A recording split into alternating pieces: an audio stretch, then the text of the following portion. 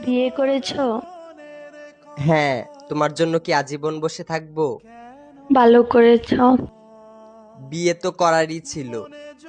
একটা ছবি দিতে পারো? কিসের ছবি? ওই মানুষটা, যে মানুষটার সাথে বিয়ে হয়েছে। না না, তোমার নজর লেগে যাবে। না না না, আমি নজর লাগাবো না। একবার দেখেই ডিলিট করে দেব। না, আমার তোমার উপর ভরসা নেই। আমি ওর উপর কারো নজর লাগতে দেই না। তোমাকে আমার কসম, যদি আমাকে কোনোদিন ভালোবেসে থাকো তাহলে তার ছবি দাও।